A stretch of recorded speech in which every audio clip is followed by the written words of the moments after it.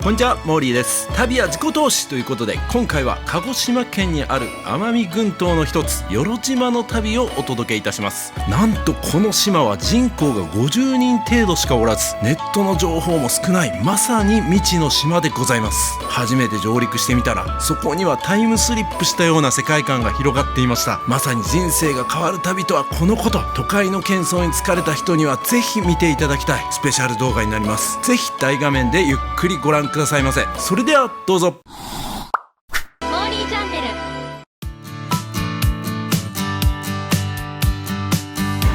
はい、今日はですね日曜日なんで、これですね、日曜日、日によってね便が違うということでね、変わってますよね。で、今日はコニアからこの与論島まで行きます。これ10時発ですね。今ちょうど8時33分ですね。なのであと1時間半後に10時発で、請島が2つ港があるんですけど、請島の港2つすり抜けて与論島に行きたいと思います。これがね分かりやすく書いてますね。このコニアからこう45分かけて請島のここ行って、まだ20分であと35分でここにね無人島もあるんですね。与論まで片道で与論、はい、片道、はい、はい、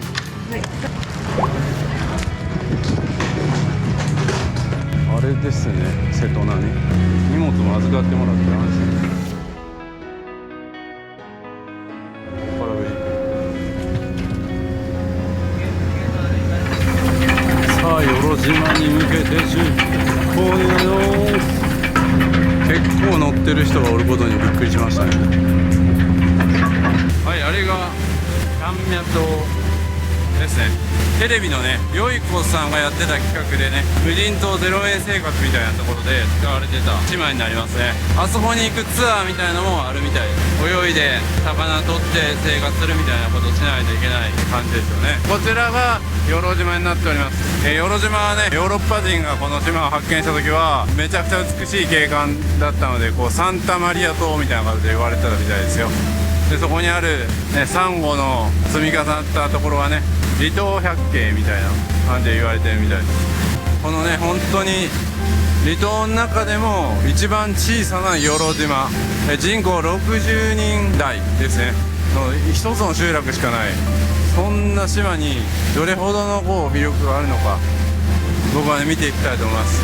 さあ与論島に到着ですよ。すごいですね。なんかもう時間の流れがもうここに着いた瞬間から変わってる気がします。さあいよいよ与論島に上陸です。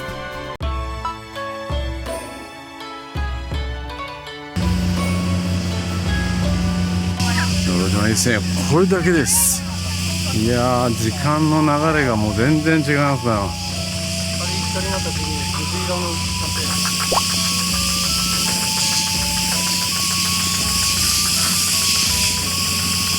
ここはなんかその自転車を借りたりするとこもない。ありますよ。あるんですか？2時間でいくらだったかな、3000円したかな。2時間で3000円。高っ。そこに僕の荷物が運ばれて、あれで運ばれてるんです。あ、ここか。今日宿泊する民宿みどりさん、こちらです。今ここの島は何人いるんですか57ぐらいじゃないかな。57なんですか。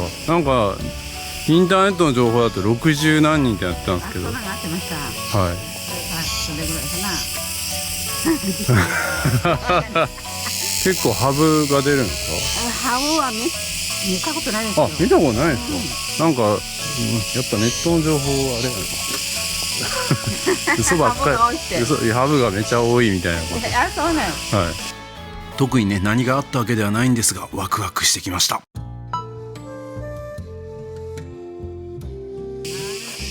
それではね、今日明日とお世話になる民宿みどりさんに入っていきたいと思います。もう入り口からね、もうめちゃくちゃ田舎の感じでいい感じですね。おー、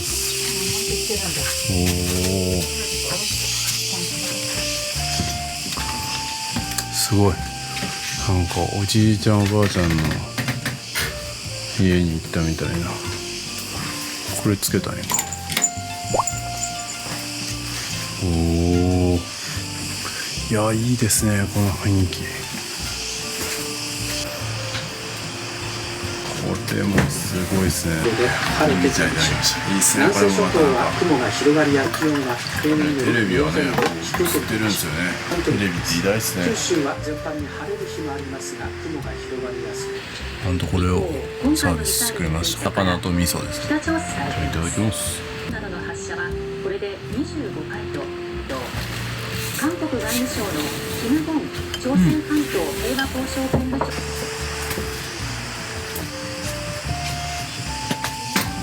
洗濯機もお客様用ということで、使えますね。こちらが共同のお風呂になりますね。広いですね。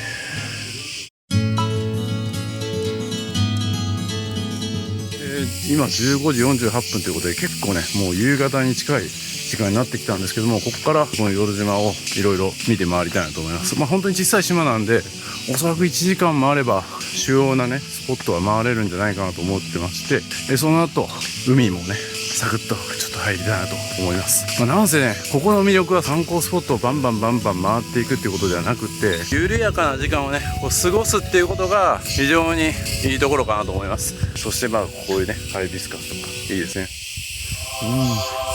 いいね。なんか賑やかな声聞こえてきましたよ。海入ってる人がいるかも。これがサンゴの生き足でしたね。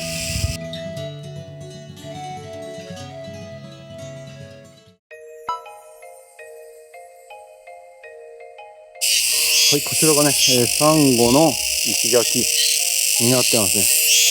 めちゃくちゃいいですね。この感じ。竹富島でもなんかこういうのありましたけど、またちょっと違ったデザインというか、組み方のような気がします。すごい綺麗ですね。わあ、いいですね。この街並み。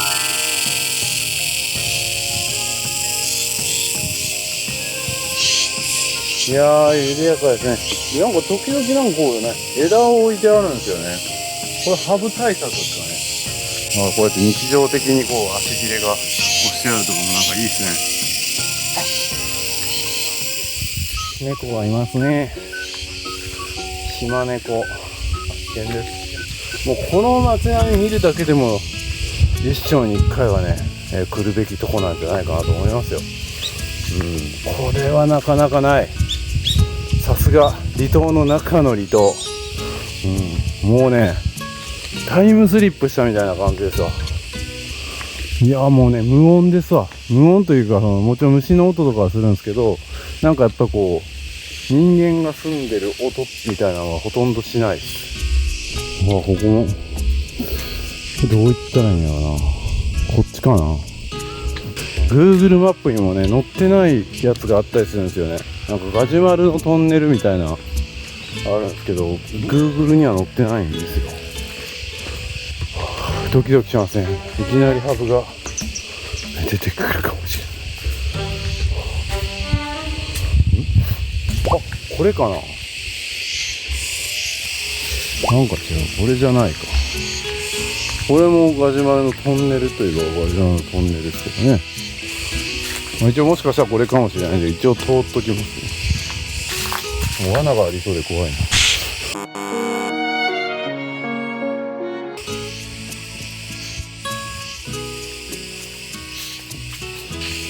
本当に至る所に棒がある。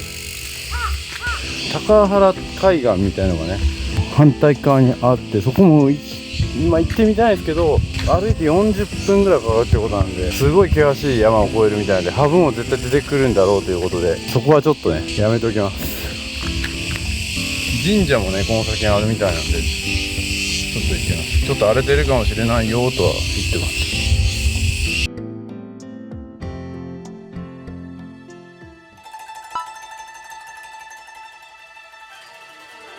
なんと神社荒らされてると言ってたけど、荒らされてるっていうかもう入ることが無理ですね。あんなところに鳥居が見えます。誰も行ってないってことでしょうか。こんなん入っていったらもうハブにやられてもうねこの動画も出せないと思うんで、ちょっとこれはここにあるっていうことだけ伝えておきましょうか。なんかトンネルみたいなのがありますね、水の。謎多き場所が多いですね。まさに手つかずの自然って感じです。そういえばキャンプをねしてる人が宿泊してるって言ってましたね。5日間ぐらい、もうほぼほぼ野宿的な家族で来てるらしいです。ここで泳いだらいいみたいなことを言われたな。なんかあんまちょっと泳ぐ感じのビーチはなさそうやけど、まああそこが若干ビーチ、むしろあっちの方がなんか泳ぎたい。ここも一つ宿がありますね。ここですね、マンディ・カシャベラさん。ここすごい綺麗な感じですね。ここにガジュマルあるのか。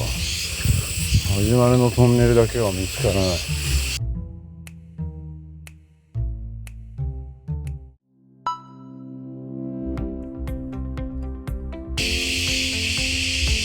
小学校発見です。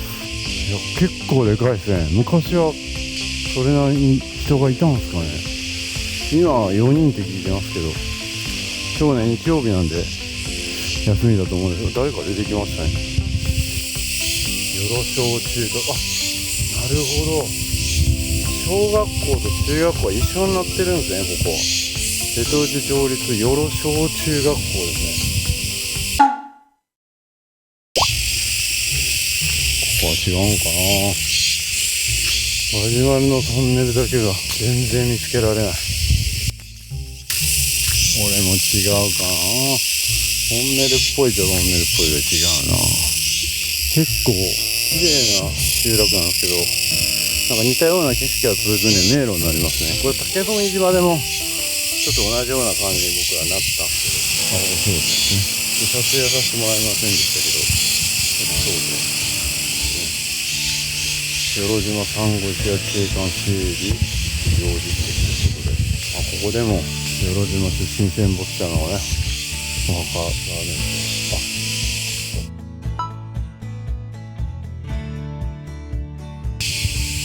なんか町内観光案内図がある。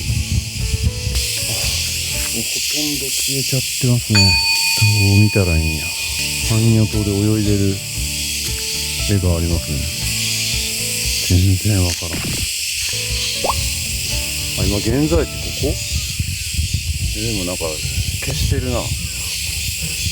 どこが現在地だよ。ここが現在地っぽいな。診療所がそこやから。なんでここ現在地って書き直したんや。郵便局はそうなるとここか。これか。じゃあ消防署や。やっぱこっちですね。もうちょっと先にあったっぽいですね。この公民館のこっち側行ったらいいと、おばちゃんが教えてくれた。あったおー、 ATM ある。それではこの辺で一通り見たかな。あとは泳ぎますかね。もう4時半ですけどね。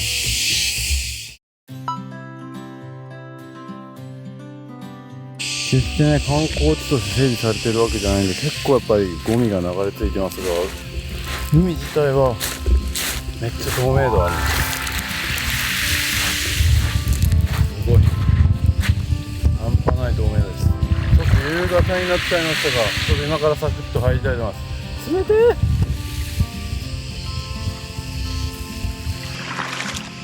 すごい透明度、透明度は半端ないですね。では入っていきます。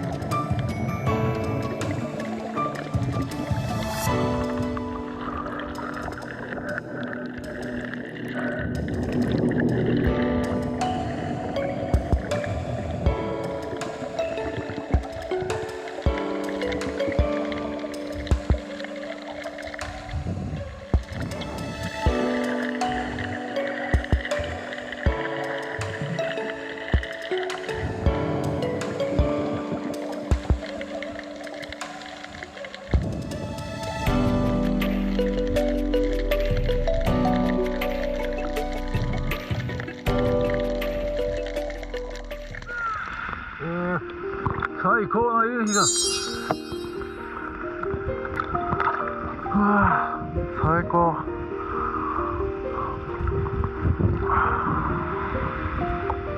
のんびり夕日を見ながら泳げるとかね、最高です。もう誰もいないね、誰も泳いでないこのビーチ、そこで、ね、この夕日を眺めながらですよ、泳ぐ。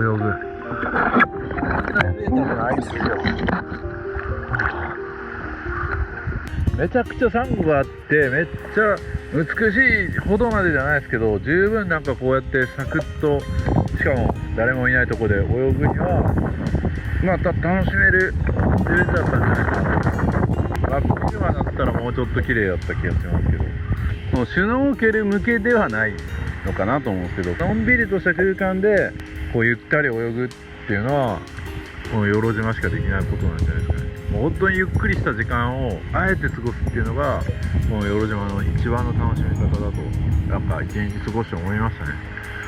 なんかあそこもここも行ったりとか、なんか絶景見たいとかそういうことじゃなくって、ただただゆったりとした時間をただ自分のペースで過ごすみたいな、なかなかできないじゃないですかね、この時代。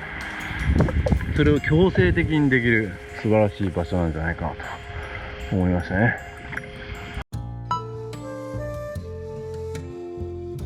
お風呂からすごい満月が出てます。はい、こちらが民宿みどりさんの夕ご飯になります。与論島ではね、なかなか食事にありつけないですから、こういった食事がめちゃくちゃありがたいですよね。この貝はこれなんていう、これはね、寺田っても言うし、寺田、で、そのあれによって違うね。それになっても言うしね。これタコとイカ、そう、タコとイカ。この魚はそれは室味。室味、これが苦う、あ、ゴーヤ、これは人間と、ヘラ味のフライと、あ、ヘラ味のフライと柏の中井誠也さんが歴史に残った厚さでさあ、いただきます。距離弾道ミサイルの可能性があるという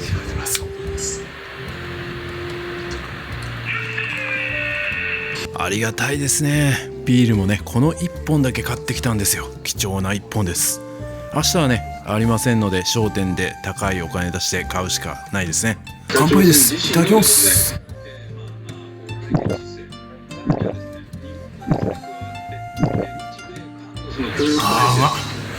船越アジア海洋州局長は兵庫県ですね。アメリカと韓国の報告と、なんでここに来たんですか？僕が旅行系の YouTuber してて、なんか食のありがたさをこう知れる島ですよね、与論島って。なんか簡単に手に入れられないじゃないですか。いやー、美味しいですね。ここまで一つ一つ噛み締めて食べるのは久しぶりかもしれません。夕方の都内の様子です。3連休中、おいしい。気象庁によりますと、結局ね、こういう家庭的な料理が一番美味しいですよね。一つ一つの島にそれぞれの魅力があるなと思って、与論ももちろん与論の良さあるし、加計呂麻は加計呂麻の良さがあるし、奄美大島も奄美大島の良さがあるし、ファミリーの人だったらこことか、今回の生活に疲れた方はこういう夜とかめちゃくちゃそういう人にいいと思うんですよ。なんか強制的にゆっくりしないといけないみたいな感じじゃないですか。なるほど、その強制的にってすごいんですか？港の横に看板があって、なんかダイビングスポットと海水浴場って書いてあるところが逆側の、あそこどうやって行くんですか？あんなん行けるんですか？こっちかな。はい、右手右手。右手はもう山の中だから。ですよね。あんなんどうやって行くんやろう。こんなんしてるし、荒れてるし、はい、車で行っても、はい、途中からもう行けないですか？もうそうなっちゃってる。おはようございます。今朝の7時20分ですね。8時のね、船に乗って請島に行くんですけども、朝食いただきます。いや、本当にね、Wi-Fi もないんで、逆にもうやることがほとんどなくて、ぐっすり寝ましたね。は本当に普段ねネット使いすぎて仕事をしてたりとか、疲れ切ってる人には強制的に寝ないといけないんで、めちゃくちゃいいんじゃないですかね。だいぶ回復しましたね。でも伝わらないけどもう続ける。久しぶりによく寝た気がします。はい、いつの間にか寝てしまってた。普段やっぱ眠たくてもなんかついついこうパソコンを開いて仕事してしまったりとかするんですけど、まあインターネットとかがないんでゆっくりしてたら寝ちゃってたみたいな。だから仕事普段めっちゃ疲れてる人とかすごいいいと思うんですよ。もうギリギリで8時の船なのに今7時54分です。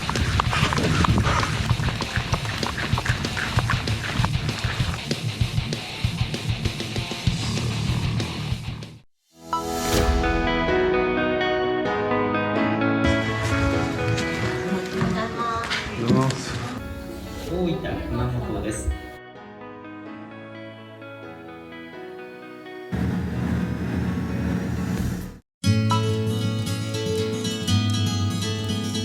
ここからの請島の旅は別動画で公開します。いろいろねハプニングがありつつも貴重な時間を過ごせました。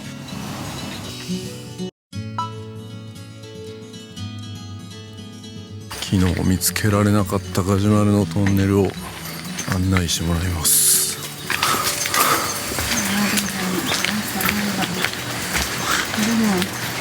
これがほらこんなとこにさ、あれもほんまや。下がりはなんか咲きそうっすね。今晩咲かんかな。ねえ、おお、まさかの奇跡が起こるかもしれないですね。なんか咲きそうな、請島で見たやつよりなんか咲きそうな感じ。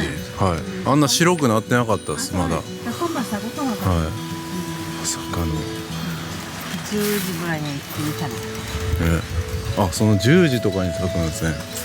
あれ1回も咲いたらもう終わりなんですか？そう、1回咲いたら1年で1回だけですか？そう。それが今日咲くかもしれないってことですか？すごいことで。その差が5、60センチぐらいで、順々咲いていく。偶然に出会えるかもしれないですね。咲いてほしいな。多分こっちじゃないかいと思う。猫もいる。猫。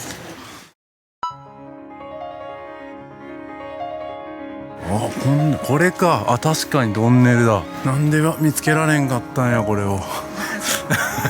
最初は歩きよったのよ。車も取って。木がこんなに倒れてきて。倒れてきたんですかこれ？多分どうかな。なるほど。それでトンネルみたいになったんですか？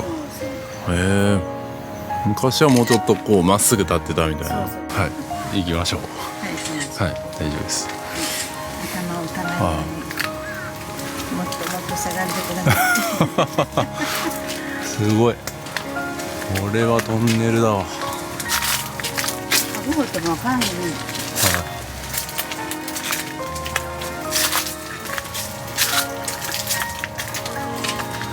これすごいな。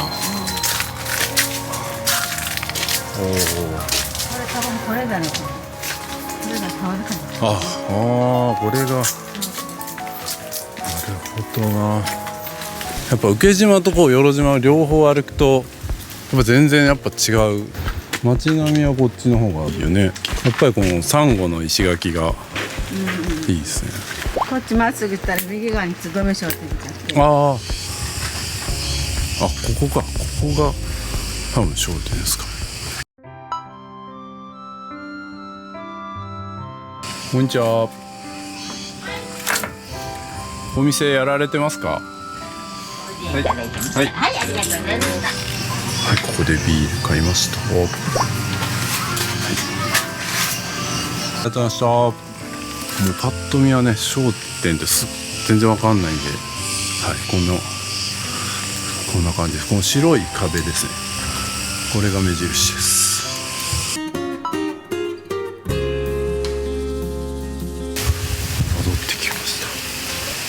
下がりはもう咲いてるかも。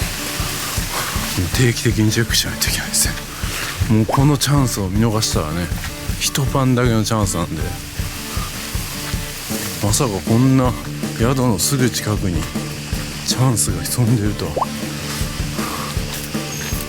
やー、なんかもうほんまにもう爆発しそうな感じですけどね。もう咲くんじゃないのみたいな。はい、今日の民宿みどりさんの料理になります。気分が落ち込んだり、特に刺身。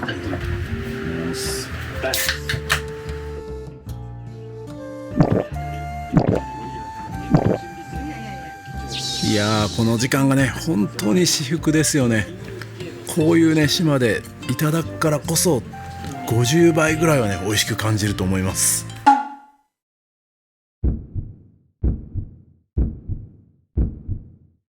見てください、なんとサガリバナが今日まさに咲こうとしております。これはすごい瞬間を撮れるかもしれません。1日しか咲かない、しかも夜に咲いて朝には散るサガリバナ、なんとそれが咲く瞬間を撮ることができそうです。本当ならば6月からね7月ぐらいが見頃で、今もう10月なんですよ。まさに奇跡。そしてこちらもですね、もう咲きそうな感じがします。奇跡が起こりそうな気がしてなりません。明らかにつぼみが大きくなってるんで今晩じゃないかなと思います。こんなことってあるんですか。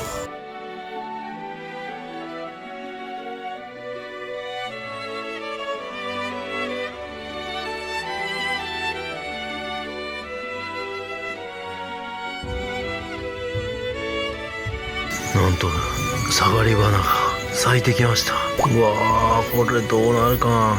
こんだけ咲くとはね、この季節にもう幸運でしかない。花言葉はね、幸運が訪れるでした。この動画を見てくださってる皆さんも幸運が訪れるはずです。さあ、なんとサガリバナが満開となりました。これ明日の朝には落ちてるですよね。すごい瞬間に立ち会いました。でこちらもですね、こちらもすごい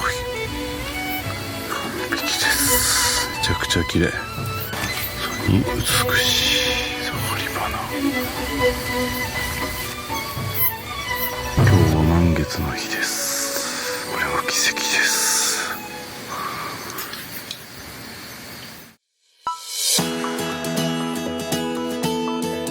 はい、おはようございます。今日はね7時の船なんでもう6時17分です。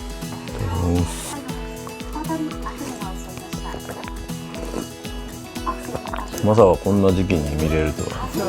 いやでもね、台風は来なければ12月まで。そうなんですか。へえ。今日でお別れになりますが、最後まで美味しい食事をいただき本当にありがとうございます。また行きたいですね。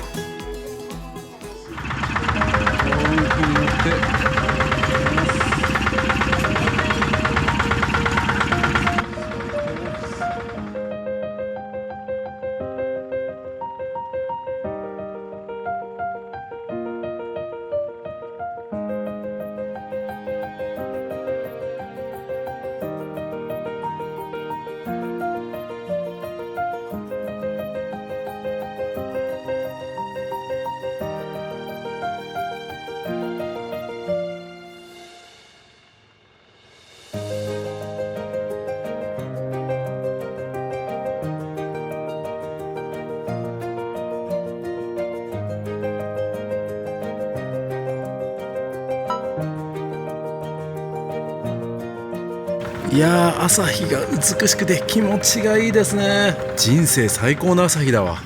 おお、字がすごい。ありがとうございます。今夜までありがとうございました。ありがとうございまいやー、素晴らしいですね。本当にね、普通では得られない貴重な経験をさせていただいた3日間だったと思います。さあ、よろ島ね終わりまして最高でした。した。ありがとうございました。ありがとうございました。笑顔が素敵やな。出港しました。いやー、すごく暖かい島でしたね。感動しました。なんか忘れてったね、何かをこう思い出させるような、そんな島でした。たかだか実質2日いたかっていうところですけども、それでもここまでの気持ちにさせてくれる島ってね、素晴らしいと思います。またね、タイミング見ていきたいなと思いますし、その時にはよりね、その人口が増えてたりとか、なんかまた新たなね、与論島の発展がされてることをね、祈りたいと思いますよ、本当に。We can live forever, you and I. Keep on driving till the sunrise. はい、ついにですね、ノーリーチャンネルの新しいコミュニティができました。ディスコードというアプリを使うことになるので、こちらの QR コードからぜひどうぞ完全無料で参加できて、メンバーの方しか見れない内緒話コーナーもあります。ぜひどうぞインスタグラムや X、スレッズもフォローお願いします。皆さん旅行行くのに着るリュック使ってますか？これ今僕着てるんですけど、見てください。これパッと見そんななんか物入ってるように見えないですけど、実はめっちゃ物入ってます。財布はここに入ってますし、名刺、パスポート、イヤホンも必要ですね。急にスイッチやりたくなったら任天堂スイッチあります。で対戦したいなって言ったらもう1本入ってます。それ入れても薄いんです。そして鍵ね、車の鍵つけたりとか財布だったりとかも入れることができます。財布何個入れんねんって話ですけどね。そして外側にももちろんポケットが2つついておりまして、除菌シートだったりとかも入れれますし、なんと後ろにですねペットボトルもですねこう入れることができるんですよ。これだけでもめっちゃ入れやんって思うけど、なんとこの後ろにですねパソコンまでね、これだけ物が入ったらもう旅行先でご飯食べに出かけよう、でもスイッチやりたいかもしれんし、仕事ももしかしたら入るかもしれん、喉も渇くかもしれんみたいな、そんな心配性なあなたでも全部入れていきます。リュックとか背負ったらスリにあったり怖いじゃないですか。キリュック旅行する人には絶対必須です。旅は自己投資。キリルックベストの新作キリルック2も出ました。ここにはポケット追加されまして、さらにサイドファスナーだったりとか隠しポケットも追加になってめちゃくちゃパワーアップしてます。肩幅も細くなって女性の方でも着やすくなってます。ブラックとネイビーどちらか好きな方をどうぞ。旅は自己投資。はい、皆様大変お待たせいたしました。リクエストの多かった夏用のキルリュックが誕生しました。その名もキルリュックエアーということでね、めちゃめちゃ軽くて薄いのに収納力抜群です。なんと透明の入れ物もつきまして、ホテルのカードだったりとか航空券だったりとか見せたいもの、どこに置いたかわからなくなるもの、ここに入れとくことができます。しかもですね、キルリュックベスト2重ね着できたりとか、その上にさらにキルリュック LS を重ね着することで収納力が2倍3倍に増えていきます。全部揃えてどうぞ。まさに旅は自己投資。最新の動画は長編になりますが、ぜひメインチャンネルもよろしくお願いします。